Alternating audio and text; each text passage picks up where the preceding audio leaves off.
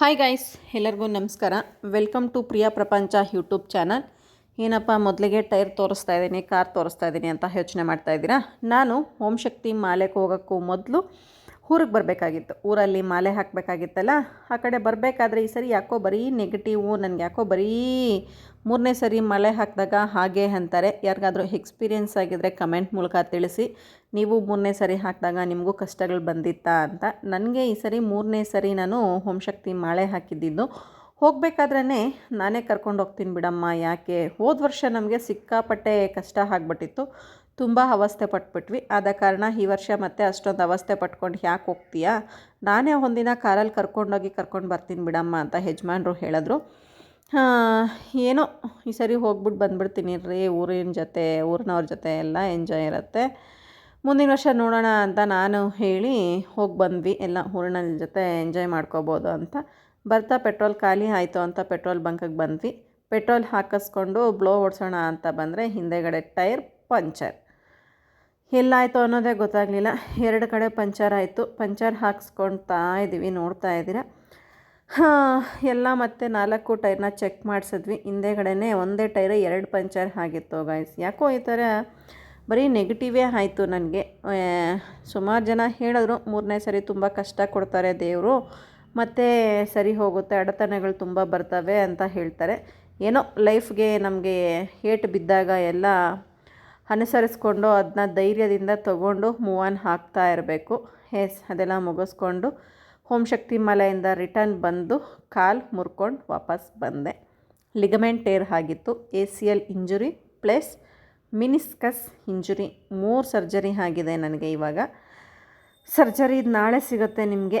ಹೀಗೆಲ್ಲ ಆಯಿತು ಅಂತ ನಾನು ನಿಮಗೆ ACL ಸರ್ಜರಿ ಆಯಿತು ಅಂತಲೂ ಮೆಸೇಜ್ ಹಾಕಿದ್ದೆ. ಸರ್ಜರಿಗೆ ಮೊದಲು ಕಾಲು ತುಂಬಾ ಸ್ವೆಲ್ಲಿಂಗ್ ಇತ್ತು, ಬ್ಲಡ್ ಕ್ಲಾಟ್ ಆಗ್ತಾಯಿತ್ತು. ಅದಕ್ಕೆ ಡಾಕ್ಟರ್ ಹೇಳಿದರು ಆಫ್ಟರ್ MRI ಆದಮೇಲೆ ಎವ್ರಿ 2 ಅವರ್ಸ್ ಒನ್ಸು ನೀವು ಐಸ್ ಪ್ಯಾಕ್ನ ಈ ಥರ ಹಿಡ್ತಾ ಇರಬೇಕು. ಐಸ್ ಪ್ಯಾಕ್ ಇಟ್ಟಷ್ಟು ಸ್ವೆಲ್ಲಿಂಗ್ ಕಡಿಮೆ ಆಗುತ್ತೆ, ಒಳಗಡೆ ಬ್ಲೀಡ್ ಆಗೋದು, ಬ್ಲಡ್ ಕ್ಲಾಟ್ ಆಗೋದು ಅವಾಯ್ಡ್ ಮಾಡುತ್ತೆ. ಆದ ಕಾರಣ ನೀವು ಐಸ್ ಪ್ಯಾಕ್ ಎವ್ರಿ 2 ಅವರ್ಸ್ ಇಡಲೇಬೇಕು ಅಂತ ಹೇಳಿದರು. ಹಾಗಾಗಿ ನಾನು ಎವ್ರಿ 2 ಅವರ್ಸ್ ಒನ್ಸ್ ಐಸ್ ಪ್ಯಾಕ್ನ ಇಡ್ತಾ ಬಂದೆ.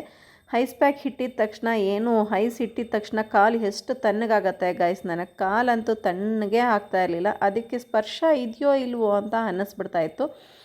ಅಷ್ಟೊಂದು ಪೇಯ್ನ್ ಆಗ್ತಾಯಿತ್ತು ನನ್ನ ಕಾಲು, ಒಂದು ಎತ್ತಕ್ಕೆ ಆಗ್ತಾ ಇರಲಿಲ್ಲ. ಬ್ರಾಸ್ ಬೆಲ್ಟ್ ಹಾಕ್ಕೊಂಡಿದ್ರೆ ಮಾತ್ರ ಸ್ವಲ್ಪ ಸಪೋರ್ಟಿವ್ ಕೊಡ್ತಾಯಿತ್ತು ಕಾಲಿಗೆ, ಇಲ್ಲ ಅಂದರೆ ಬೆರಳೊಂದು ಕಡೆ ಮೊಣಕಾಲೊಂದು ಕಡೆ ಹಿಡ್ಕೊಂಡು ಎತ್ತಬೇಕಾಗಿತ್ತು. ಅಂಥ ಪರಿಸ್ಥಿತಿಯಲ್ಲಿ ಕೂತಿದ್ದೀನಿ. ಹೆಣ್ಮಕ್ಳಂತೂ ಮನೇಲಿ ಕೂತ್ಕೊಂಡ್ರೆ ಅಂತೂ ಮನೆ ನಡೆಸೋದಂತೂ ಸಿಕ್ಕಾಪಟ್ಟೆ ಕಷ್ಟ. ಆ ನೋವು ನಾನು ಅನುಭವಿಸ್ತಾ ಇದ್ದೀನಿ. ಇವತ್ತಿಗೆ ಕರೆಕ್ಟಾಗಿ ನಾನು 1.5 ತಿಂಗಳಾಯಿತು ಗೈಸ್ ಕೂತಿದ್ದ ಜಾಗದಲ್ಲಂತೂ ಇದೆಯಲ್ಲ ನರಕ, ಸಿಕ್ಕಾಪಟ್ಟೆ ಕಷ್ಟ. ನನ್ನ ಬೆಲ್ಟ್ ಇದೇ ಆಗಿರುತ್ತೆ. ಬ್ರಾಸ್ ದೊಡ್ಡದಾಗಿದೆ. ಮೊದಲು ಬೇರೆ ಥರ ಬೆಲ್ಟ್ ಕೊಟ್ಟಿದ್ದರು, ಅದರಲ್ಲೇನೂ ಸಪೋರ್ಟಿವ್ ಇಲ್ಲ. ಇದು ಹಾಕ್ಕೊಳ್ಳಿ, ಇದರಲ್ಲಿ ಐರನ್ ರಾಡ್ಸ್ ಇದ್ದಾವೆ, ಅದು ನಿಮ್ಮ ಕಾಲಿಗೆ ಸಪೋರ್ಟ್ ಕೊಡುತ್ತೆ, ಇದು ಬೆಸ್ಟು. ನಿಮ್ಮ ಕಾಲು ಹಾಗೆ ಎತ್ತಕ್ಕಾಗಲ್ಲ. ಈ ಬೆಲ್ಟ್ ಹಾಕ್ಕೊಂಡ್ರೆ ನೀವೇ ಸ್ವಲ್ಪ ಮೂಮೆಂಟ್ ಮಾಡ್ಕೋಬಹುದು ಅಂತ ಡಾಕ್ಟರ್ ಈ ಬೆಲ್ಟ್ನ ಸಜೆಸ್ಟ್ ಮಾಡಿದ್ರು.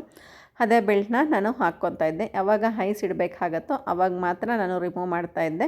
ಫರ್ದರ್ ನಾನು ಆ ಬೆಲ್ಟ್ನ ವೇರ್ ಮಾಡ್ತಾನೇ ಇದ್ದೆ. ಡೇ ಆ್ಯಂಡ್ ನೈಟ್ ಬಿಚ್ಚಂಗೆ ಇರಲಿಲ್ಲ. ನಾವು ಯಾವಾಗ ಐಸ್ ಕೊಡಬೇಕಾಗತ್ತೋ ಆವಾಗ ಮಾತ್ರ ಬೆಲ್ಟ್ನ ಬಿಚ್ಚಬೇಕಾಗಿತ್ತು. ಬಿಸಿ ಕಾವು ಏನೂ ಕೊಡೋಕೆ ಆಗಿರಲಿಲ್ಲ, ಯಾಕಂದರೆ ಒಳಗಡೆ ಬ್ಲಡ್ ಕ್ಲಾಟ್ ಆಗಿರೋದ್ರಿಂದ ನಾವು ಕಾವು ಏನೂ ಕೊಡಬಾರ್ದು, ಏನಾದರೂ ಕಾಲಿಗೆ ತಣ್ಣಗಿರೋ ಥರ ಕೊಡಬೇಕು ಅಂತ ಡಾಕ್ಟರ್ ಹೇಳಿದ್ರು. ಇದು ಕಷ್ಟ ಇದೆಯಲ್ಲ ಗೈಸ್, ಒಂದು ಕಡೆ ಕೂತ್ಕೊಂಡು ಸೈಡಿಗೆ ಮಲ್ಕೋಕ್ಕಾಗಲ್ಲ, ರಿವರ್ಸ್ ತಿರ್ಗೋಕ್ಕಾಗಲ್ಲ, ಸೈಡಿಗೆ ಮಲ್ಕೊಳಕ್ಕಾಗಲ್ಲ, ಎದ್ದೇಳೋಕ್ಕಾಗಲ್ಲ, ಕೂರೋಕ್ಕಾಗಲ್ಲ. ಈ ವಯಸ್ಸಲ್ಲೇ ದೇವ್ರು ಕೂರಿಸ್ಬಿಟ್ಟವ್ರೆ. ಮುಂದಕ್ಕೆ ನೋಡೋಣ. ಎಲ್ಲ ಮುಗಿಸ್ಕೊಂಡ್ವಿ. January 26 ನನ್ನ ಮಗನ ಬರ್ತಡೇ ಈ ಸರಿ ನನಗೆ. ನನ್ನ ಮಗನ ಬರ್ತಡೇ ಅಂದರೆ ಫುಲ್ಲು ಗ್ರ್ಯಾಂಡಾಗಿ ಒಂದು ಹಬ್ಬದ ಥರ ಸೆಲೆಬ್ರೇಷನ್ ಮಾಡ್ತಾಯಿದ್ದೆ. ಈ ವರ್ಷ ಅಂತೂ ನನಗೆ ಎಷ್ಟು ಹತ್ಕೊಂಡಿದ್ದೀನಿ ಗೊತ್ತಾ. ನಾವು ಕೇಕ್ ಸಹ ತಂದಿರಲಿಲ್ಲ, ನಾವು ಫ್ರೆಂಡ್ಸೇ ಕೇಕೆಲ್ಲ ತಗೊಂಡು ಬಂದು ಬರ್ಡೇನ ಸೆಲೆಬ್ರೇಷನ್ ಮಾಡಿ ಅವರೇ ಕೇಕ್ ಕಟ್ ಮಾಡಿಸಿ ಹೋದರು. ಪಾಪ ಅವ್ರಿಗೆ ತುಂಬ ಥ್ಯಾಂಕ್ ಯು ಅಂತ ಹೇಳೋಕ್ಕೆ ಇಷ್ಟಪಡ್ತೀನಿ. ಅವ್ರಿಗೆ ಹೆಸರೆಲ್ಲ ಮೆನ್ಷನ್ ಮಾಡೋದೆಲ್ಲ ಇಷ್ಟ ಆಗಲ್ಲ. Thank you so much. ನನ್ನ ಮಗನಿಗೆ ನೀವು ಬಂದು ಕೇಕ್ ಕಟ್ ಮಾಡಿ ನನ್ನ ನೋವನ್ನ ಅರ್ಥ ಮಾಡಿಕೊಂಡು, ಸಾರಿ ಎಮೋಷನ್ ಆಗಿಬಿಟ್ಟೆ. ನನಗೆ ತುಂಬ ಫೀಲ್ ಆಗ್ತಾಯಿತ್ತು. ನನ್ನ ಮಗನ ಬರ್ತ್ಡೇ ಅಂದರೆ ಒಂದು ಹಬ್ಬದ ಥರ ಸೆಲೆಬ್ರೇಷನ್ ಮಾಡ್ತಿದ್ದೆ. ಏನೋ ಮೊದಲನೇ ಮಗ ಒಂಥರ ಕ್ಯೂರಿಯಾಸಿಟಿ, ನನಗೆ ಎಕ್ಸೈಟ್ಮೆಂಟು. ಆವತ್ತಿನ ದಿನ ಎಷ್ಟೋ ಕುಗ್ಗಿದ್ದೀನಿ ಗೊತ್ತಾ ಗೈಸ್, ಎದ್ದೇಳೋಕ್ಕಾಗ್ತಾಯಿಲ್ಲ, ಮಗನಿಗೊಂದು ವಿಶ್ ಮಾಡೋಕ್ಕಾಗ್ತಾಯಿಲ್ಲ. ಯಾವ ತಾಯಿಗೂ ಬೇಡ ಆ ಕಷ್ಟ. ನನ್ನ ಕಷ್ಟನ ಅರ್ಥ ಮಾಡಿಕೊಂಡು, ನಾನು ಅಣ್ಣ ಅಂತಲೇ ಮೆನ್ಷನ್ ಮಾಡ್ತೀನಿ, ಅವ್ರ ಹೆಸರು ಹೇಳಲ್ಲ, ಅಣ್ಣನ ವೈಫ್ ಬಂದು ಕೇಕ್ನ ಕಟ್ ಮಾಡಿಸಿ ಮಗನಿಗೆ ಹ್ಯಾಪಿಯಾಗಿ ಬಂದು ನನ್ನನ್ನು ಅವನು ಅರ್ಥ ಮಾಡ್ಕೊಂಡು ಬಂದು ಅವನ ಬರ್ತ್ಡೇ ಸೆಲೆಬ್ರೇಷನ್ ಮಾಡಿದ್ದಕ್ಕೆ ತುಂಬ ಥ್ಯಾಂಕ್ ಯು. ನೋಡ್ತಾ ಇದ್ದೀರ ನನ್ನ ಪರಿಸ್ಥಿತಿ ಹೇಗಿದೆ ಅಂತ. ಎದ್ದೇಳಂಗೂ ಇಲ್ಲ, ಒಂದು ವಿಶ್ ಮಾಡೋಕ್ಕಾಗಲಿಲ್ಲ. ಎಷ್ಟು ನೋವು ತಿಂದಿದ್ದೀನಿ ಗೊತ್ತಾ ಗೈಸ್, ನಿಜವಾಗ್ಲೂ ಯಾವ ತಾಯಿಗೂ ಈ ಕಷ್ಟ ಬೇಡ, ಎಂಥ ಶತ್ರುಗೂ ಈ ಕಷ್ಟ ಬೇಡ ಗೈಸ್. 1.5 ತಿಂಗಳಾಗಿದೆ ಗೈಸ್ ಇವತ್ತಿಗೆ ಎದ್ದೇಳಿ ನನಗಂತೂ ಸಿಕ್ಕಾಪಟ್ಟೆ ನೋವಿದೆ.